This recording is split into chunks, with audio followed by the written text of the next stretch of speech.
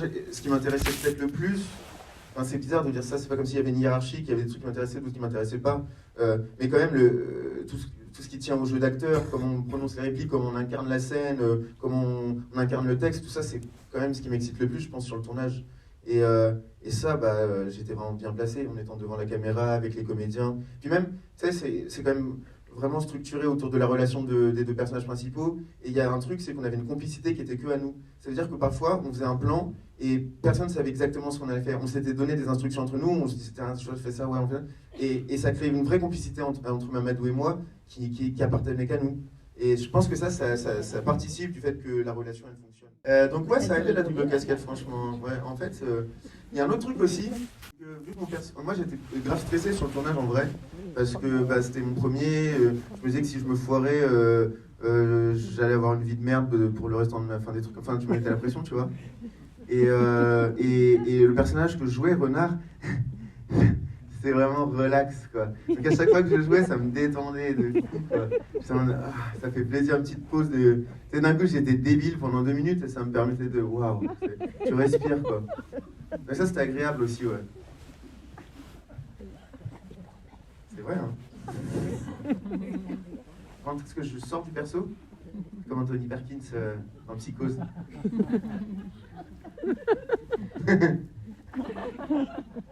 On a beaucoup été touchés par les paysages familiers comme la tour de Romainville par exemple. Vous pouvez savoir comment vous avez choisi les lieux, comment ça s'est passé La tour de Romainville, c'est venu très très vite. Ça faisait des années qu'elle me fascinait parce que, en fait, moi, donc, je viens de Chelles et donc c'est le terminus du RER E, la Réchelle-Gournay, et j'avais cours à Paris, donc je prenais tout le temps la ligne de chemin de fer de Chelles à Magenta, Gare du Nord, et je voyais tout le temps cette tour au fond du paysage, et tu te dis, mais qu'est-ce que c'est que ce truc?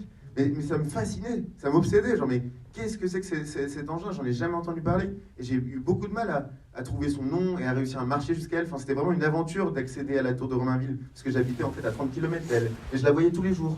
Et déjà j'étais dans cette... Et le jour où j'y suis allé tout seul, parce que j'avoue j'étais au chômage, et donc un après-midi j'ai marché jusqu'à elle, et quand je me suis retrouvé devant la tour de Romainville, j'ai eu un syndrome de Stendhal. Tu connais le syndrome de Stendhal? Syndrome de Stendhal. Quand Stendhal, l'écrivain Stendhal, il est parti à Florence, il allait genre dans un musée, et quand il allait dans le musée, les œuvres d'art l'ont tellement impressionné qu'il est tombé dans les pommes. Syndrome de Stendhal. C'est le nom d'un film de Dario Argento aussi. En bref. Bacchus 3. Et donc quand je me suis retrouvé devant la tour, j'étais halluciné. Et c'est là que j'ai décidé que les personnages qu'ils habiteraient à Romainville, qu'ils habiteraient près de cette tour. C'était vraiment l'irruption de la science-fiction dans le quotidien de la banlieue est, dont on parle jamais, en tout cas qu'on considère jamais comme un potentiel ou un décor de cinéma, enfin de fantastique. Tu vois. Et là je me suis dit, mais c'est évident, ça crève les yeux. On dirait aussi pas mal la tour à la fin de Men in Black. Ou alors aussi la tour de l'album de Drake, Views. Enfin, ça fait tellement penser à plein de... Moi, je sais pas, ça me fascine, quoi. Et quand j'ai commencé à écrire le film, et à me dire que ça allait être aussi un film d'aventure, mais pas que, mais aussi un peu un film d'aventure, je me suis mis en quête aussi de tous ces monuments plus ou moins inconnus de l'Île-de-France, comme des petits trésors que je débusquais en cherchant, et en lisant, en faisant des recherches, et je me suis pris au jeu, quoi. Donc on a pris l'habitude le week-end de partir avec la voiture et d'aller chercher des nouveaux endroits. Et plus je découvrais de nouveaux endroits, plus j'écrivais des scènes. Et ça se nourrissait comme ça, quoi. C'est vraiment ton aventure retransmise. Exactement, ouais. On a vécu une aventure avant de filmer une aventure, clairement, ouais. Et c'était une expérience incroyable, tu sais. C'est un truc de fou. Et je me suis rendu compte, moi, déjà j'avais la démarche de me dire, ok, maintenant je veux réenchanter la banlieue, je veux la montrer sous un nouveau jour, je veux l'esthétiser, je veux la colorer. Et en travaillant sur l'écriture du film, je me suis rendu compte que le potentiel que je sentais, il était 1000 fois plus important que ce que je savais à l'époque, quoi. Donc j'ai appris plein de choses en écrivant le film. Est-ce que quelqu'un a des questions dans la salle? Salut, merci pour le film. J'ai bien aimé tout ce qui est toute l'aventure en fait, mais j'ai une question par rapport à La Haine par exemple, où on a un peu pas un film similaire, mais une aventure un peu comme ça dans la banlieue. Il y a moins de violence dans ton film, mais c'est voulu. Ouais, carrément. C'est vrai que je trouve pas qu'il ressemble beaucoup à La Haine, à part qu'il y a... Non, j'ai pas dit ça. Mais je trouve, enfin, je dirais pas que c'est une référence, La Haine, tu vois, mais c'est un film de banlieue qui a marqué tout le monde et que j'ai vu, bien sûr. Mais je voulais pas faire un film. En fait, justement, le film de banlieue qui est forcément violent, qui est forcément à base de drogue, de meurtre, de policiers qui tuent quelqu'un et tout, même si c'est une réalité d'un aspect de la banlieue parisienne qui existe. Moi, j'avais pas envie de m'appesantir encore une fois sur ça et de reproduire un énième film violent qui traite les mêmes sujets de la même façon, avec la même esthétique, et qui ne correspond pas tellement à moi, mon vécu, tout simplement, de banlieue pavillonnaire, parce que je viens d'une ville qui est assez moyenne, en fait, qui est ni vraiment street, ni vraiment bourge, qui est un entre-deux un peu bizarre, et je pense que c'est cette impression d'avoir le cul entre deux chaises, d'avoir du mal à se placer, qui m'a donné, moi... qui donne ma personnalité. Et donc je voulais montrer plus cette espèce d'ennui de la banlieue molle pavillonnaire plutôt que de reproduire La Haine en 2022. Ça m'intéressait pas, hein. Même si c'est un film que je trouve vraiment, je trouve que c'est un grand film, ça, mais non, effectivement, je voulais pas faire un film violent. En fait, de toute façon, moi, même dans les courts-métrages que j'ai fait avant, je crois que ce qui connecte tous les films, c'est une chaîne de bienveillance. Tous les personnages sont vraiment dans l'accueil, chaleureux, détendus, souriants. Et moi, c'est plus ça que j'ai envie de mettre en avant, plutôt que des sentiments plus négatifs ou des instincts mauvais. Enfin, ça, c'est vrai qu'un film qui me crispe ou qui me tend, moi, ça m'intéresse pas tant que ça en tant que spectateur. Enfin, c'est pas du tout ce que je recherche et c'est pas du tout ce que j'ai envie de montrer. Et ça rejoint presque aussi une démarche politique, quoi. Qu'aujourd'hui, j'ai pas envie de me casser les fesses pendant 3 ans à financer un film qui fasse bader les gens, tu vois. Genre, c'est pas du tout, j'ai pas envie de faire ça. J'ai envie que les gens ils sortent avec le sourire du film. C'est vraiment simple, hein, j'ai pas une ambition de démesurer, j'ai juste envie que les gens ils passent un bon moment devant le film, qu'ils soient amusés, qu'ils changent un peu de regard sur ce que c'est que la banlieue, ce que c'est que notre jeune génération. Et si on remplit ces cases-là, et que je suis content, tu vois. Ah bah merci alors, super. Et vous connaissez Ouais. Vous connaissez la phrase de Wenders? Wenders? Ouais, Wenders, il disait... Peut-être qu'en améliorant les images du monde, on améliorera le monde. Voilà, c'est parfait, merci. C'est Là, je la garde. beaucoup aimé. Et ça, voilà, bah, c'est exactement ça. C'est exactement ça, ouais. Puis en plus, ça aurait été complètement, genre, comme il a fait Gavras en faisant Athéna, enfin, de montrer une vision du monde hyper violente, hyper stylisée, qui est complètement déconnectée de son expérience personnelle, mais parce que c'est aussi plus polémique et parce que c'est quelque chose qui attire plus le public. Moi, j'avais envie de faire l'inverse, totalement l'inverse de ça.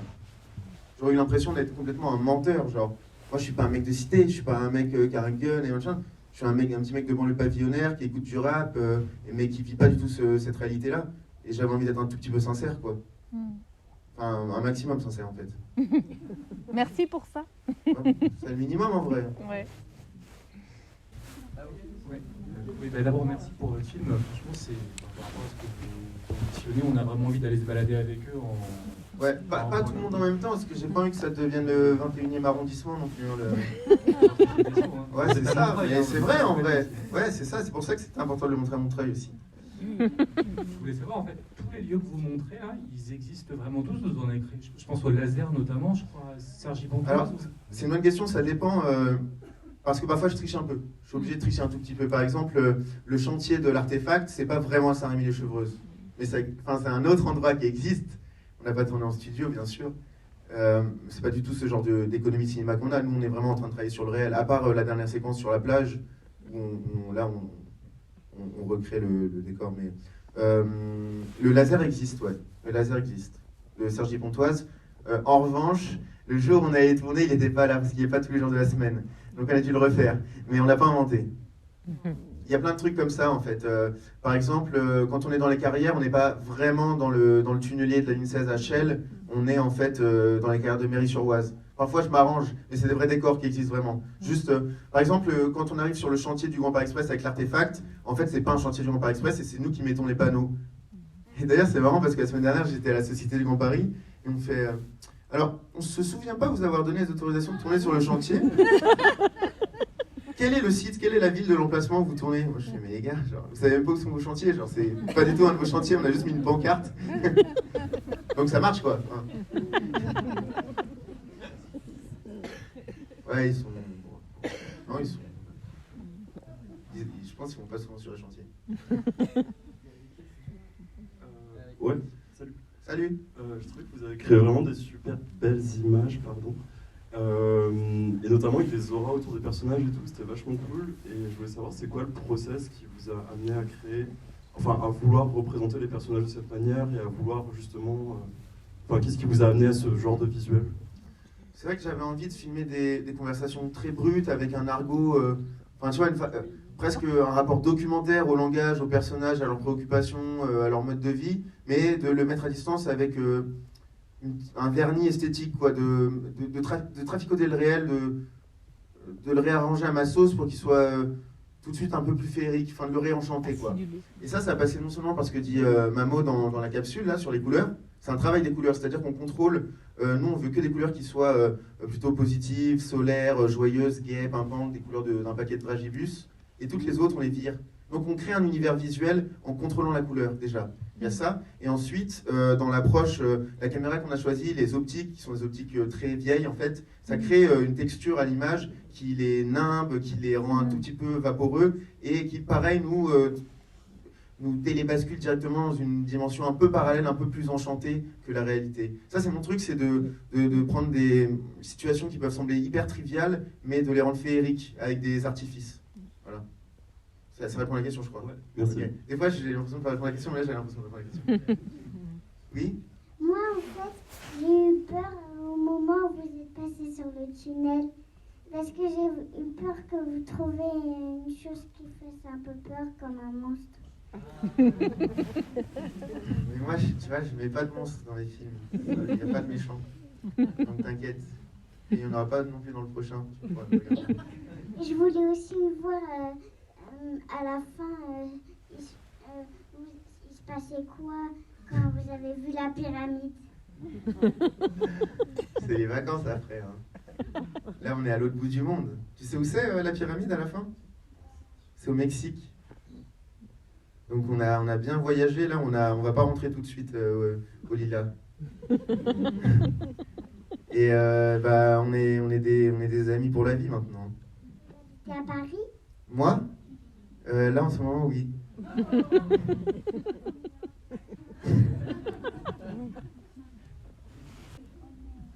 Bon, bonsoir, merci pour ce très bon moment passé. J'avais une petite question par rapport au transport. Vous êtes toujours avec le masque. Alors, je ne sais pas si c'était une contrainte au moment du tournage ou si c'est un choix délibéré de faire référence avec les sanitaires qu'on avait vécu. Alors, c'est les deux, parce qu'on tourne pendant entre deux confinements et on tourne à un moment où le masque est obligatoire dans les transports. Mais en même temps, vous remarquerez que, par exemple, la première séquence où on discute de la combine à venir, on n'a pas nos masques. Et je me souviens quand on l'a tourné, qu'on était en plein milieu d'un wagon du RER E à une heure plutôt... il y avait un peu de monde autour de nous, et quand j'ai retiré le masque, je me souviens, j'avais l'impression que je me mettais à poil, quoi. Jamais c'est un truc qui semble absurde maintenant, parce que bon, enfin, c'est du passé, mais à ce moment-là, vraiment, tout le monde avait le masque dans les transports, et donc, on n'a pas, je me voyais mal tourner une scène de dialogue entière avec le masque, c'était pas mon approche, et en même temps, je trouvais que ça rejoint cette approche-là, j'avais l'impression que porter le masque, ça poétisait déjà la réalité, ça la rendait inquiétante, ça crée une étrangeté. Et je crois que maintenant, avec le recul, puisque vous me posez la question, ça a fait un peu cet effet-là. Et j'avais l'impression qu'en fait, on était déjà un peu dans la science-fiction avec les masques. Vous voyez? Et en même temps, il y a autre chose, c'est que on a décidé très vite de faire le film de façon brute. C'est-à-dire qu'on se prend la réalité en pleine face, on essaie de la contrôler de la façon dont on pose la caméra, avec les couleurs qu'on intègre dans nos cadres et la façon de jouer et le découpage technique. Mais en fait, on filme quand même le réel avec lequel on interfère très peu, finalement, parce qu'on est une toute petite équipe très légère et on filme la gare de Saint-Rémy-Chevreuse, il y a une dame qui passe devant. Voilà, elle passe devant, on n'a pas une équipe pour bloquer, on n'a pas d'autorisation de tournage à faire signer, on prend la réalité telle qu'elle arrive. Et moi, j'ai décidé d'accepter ça tout de suite, dès le début. Je savais que je ne pourrais pas la contrôler et que si je restais dans une tentative de me battre avec elle, j'allais être extrêmement frustré, que j'allais perdre du temps. Et en l'acceptant, j'ai décidé d'en faire une force, une particularité du film. Donc c'est un choix complètement délibéré, que bien sûr je pouvais modérer. Délibéré? Dépiléré, j'ai dit? Délibéré. Délibéré, je voulais dire, pardon, ouais. Et ouais, je me disais que le film, ce serait un peu un témoignage de ce moment-là aussi. de comment la jeunesse a vécu dans les RER la crise du Covid, et aussi de son langage. Parce que j'ai bien conscience que dans quelques années, plein d'expressions seront devenues ringardes ou seront plus utilisées. Et en fait, ce film-là, il documentera l'argot de 2020. Quoi. Je m'étais dit ça aussi. C'était pas la question. Ouais.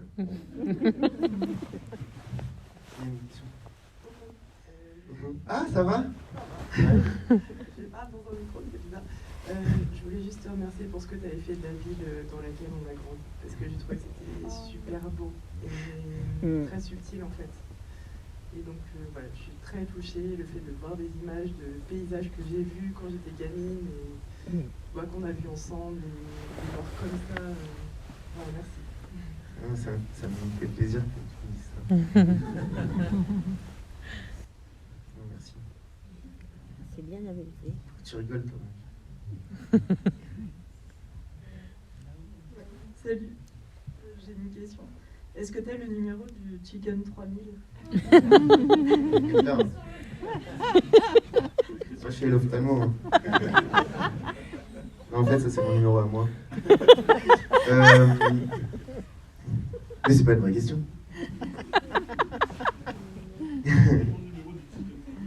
Chicken 3000, on l'appelle tout à l'heure si vous voulez. Oui, c'est vrai que plusieurs fois, pendant qu'on tourne, des bonnes anecdotes, tu peux la dire? Ouais, tu passes à la télé. Bonsoir. Plusieurs fois pendant le tournage, on tournait vraiment avec la voiture. C'était pas qu'une voiture de tournage. On servait aussi de la voiture pour déambuler de part et d'autre. Et plusieurs fois, on nous a arrêtés dans la rue pour nous demander si vraiment on pouvait avoir du poulet à 3h du matin à Chelles. Bonjour, je voudrais du poulet, s'il vous plaît. Non, madame, c'est pas possible. Mais du coup, ça a vraiment bien marché. Hein. Voilà. On aurait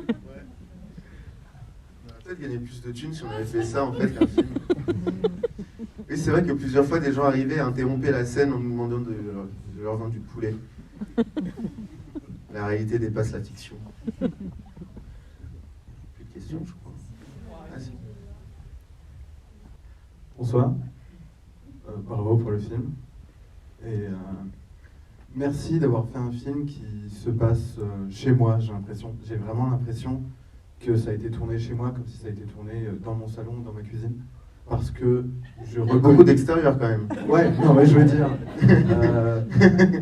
je me souviens avoir attendu des plombes devant Saint-Rémy-et-Chevreuse à Comprenne en bagnole. Je me souviens avoir commandé du Deliveroo et avoir une bagnole qui arrive et avoir un mec qui accompagne le gars qui livre. C'est vraiment... je sais même plus où je vais avec ça.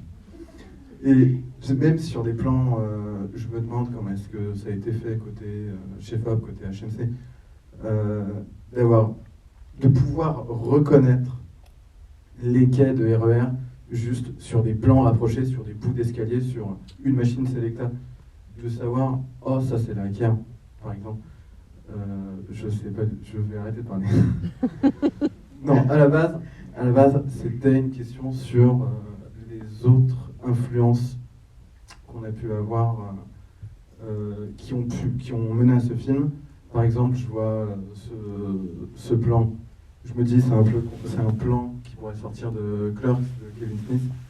Ah ouais, on parle souvent de lui, je n'ai pas vu ce film, ouais. Et bien, la relation entre Renard et Leslie, c'est un peu la même. Ouais, on en a parlé de ça, ça. Et bien, c'est moins bien que Suspiria, mais c'est pas mal aussi.